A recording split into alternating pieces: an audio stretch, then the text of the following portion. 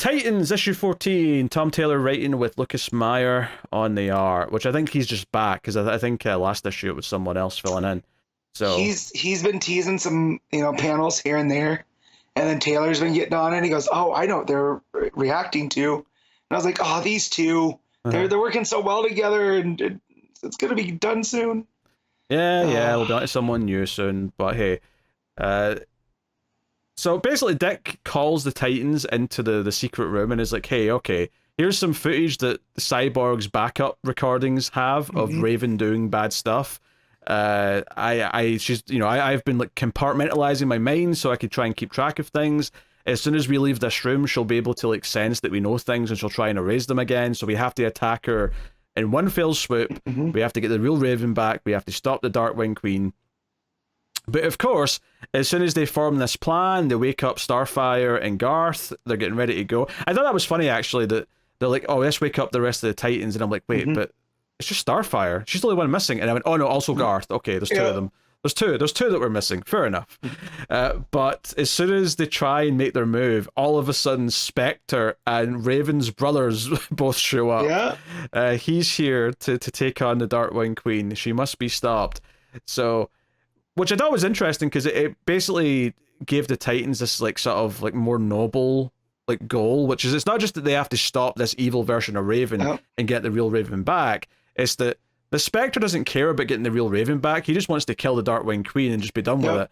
So they want to get to Raven first so they can save the real Raven. So it's like, okay, we've got something to root for. We can really root for our team of heroes to try and achieve this. So yeah, like they're working their own angle, right? So they're on the same side of Spectre, but they're working their own side of it, which is a clever move. So they basically have to find where this fight's taking place, because when they get there, evil Raven's already fighting the two demon brothers. There's fire, there's all sorts going on here. She's got the staff of Trigon. And I actually thought this was an interesting moment, because at first I thought Raven was getting really big, right? Because she was getting bigger than the two brothers. But then I realized when she was putting them in the gems in the next page, I was like, oh no, she wasn't getting big. They were getting small. Because she looks like, there's that one page where she's holding the trident and she says, "You're not my equals." And I'm like, she's a kaiju on that page. It felt very Power Rangers, where Rita would throw the staff and, make my monsters grow. But yeah, no, when she puts them in the gems, I was like, oh yeah. No, they're shrinking. She's staying the same. Yeah, she's building her evil crown. She's got one more gem she needs to fill, which, sadly for the Spectre, it's the Spectre that's got in there. Although it looks like the Spectre's killed her. There's like a moment here where, and this is a gorgeous page, where all the colors of obviously Raven's blue, you've got the green of the forest, around her. Oh, she is also big. No, I'm looking at it because like Beast Boy's looking up at her and the trees are her ankles.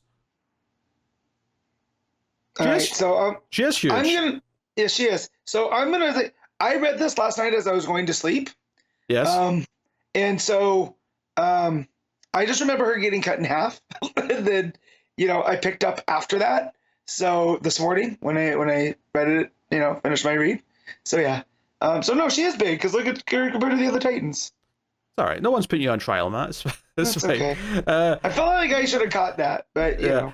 But yeah, this gorgeous page where it goes from all these shades of blue and green, because that's what most of the colors on the characters' outfits or the location are, and you get this stark black and red page with Spectre and the one bit of like other colors, the green of the flame of the sword going through Raven's midriff. So she's been cut in half, and she pretends to be like the real Raven for a second to lure in Gar, and then she's like, "Oh no, I was just messing with you." And then like she magically sort of puts herself back together because she's like almost full power now. And that's it. She like pulls out her hand. Spectre gets trapped in green crystal and becomes the fifth and final gem in her magic evil crown. And she transforms into the Darkwing Queen, which is a full-on demonic looking entity with these, obviously with the big wings. The sort of 5 gems are in her forehead. She's got the 2 sets of eyes like Trigon. It's a cool design, right? And all the Titans are trying to like get away. The Flyers are grabbing the ones that can't fly to try and get out of dodge. Gar's turned into a pterodactyl. Yeah, it's super fun. It's a great page. It's also very Power Rangers, actually. It's very much like the wings remind me of Goldar, but you've got like a humanoid with these big sort of raven-like wings, I guess. So yeah, they run into Swamp Thing, and it's Levi. They actually point that out, which is cool.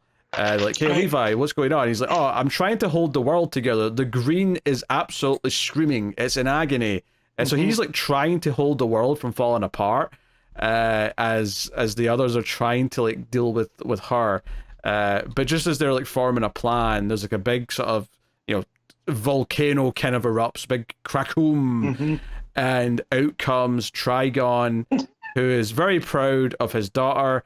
And this is the cliffhanger, basically, but Nightwing just gets on his earpiece and says, we have 2 extinction-level beings. We need every hero on the planet now. And that's the cliffhanger. So, yeah, if they're going out at the end of this arc, then at least they're going big. They're doing Raven's fulfilled the potential that Trigon seed in her, and they're going to just try and dominate all of reality, and they're going to have to try and deal with that. So it feels like a big story. It feels like, getting to the story that they've been teasing with Raven ever since, her introduction back in New Teen Titans. Yeah. I'm just, like, the whole thing with Levi and all that, it's a nice payoff. I just kind of wish he was a little bit more present throughout, right? Sure. Because he was, when he showed up, it was kind of early in Taylor's run, when Beast Boy was realizing all of this stuff. And so for him to pop back up here, I thought was a lot of fun, and I just kind of wish we had seen more interactions with them.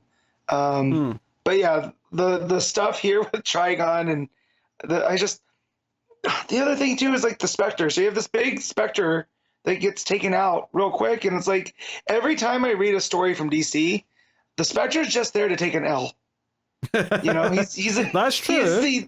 He is a jobber, like he makes you believe just for a half second before he gets taken out. So yeah, jobber to the stars, as they say. Yes.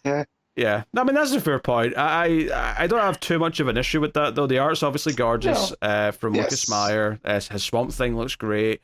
Like I said, lots of nice big bold colors in here. The green Spectre really standing out against the blues and purples of the other characters.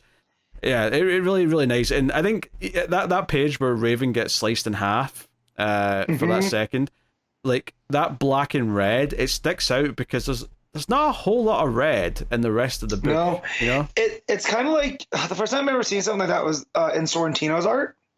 Sorrentino does this type of stuff a lot. When you want to drive a point home. Yeah, well, he would do it constantly throughout the whole issue, though. This is like just a one snipe. True. This is like a sniper shot, if you will. Yeah. So, but no, and it's very effective because this is the thing I remembered most. Again, I fell asleep reading this last night, and so picking it back up, I remembered, oh yeah, she got cut in half. And it also leads to a funny moment when she says, I'll stand against you once I attach my legs. I thought that was funny as well. Yeah, some dark humor in there for sure. Like it's definitely bigger and bombastic. It definitely feels like more of a big team book than Nightwing does, and I think that's right. It's right to feel that way.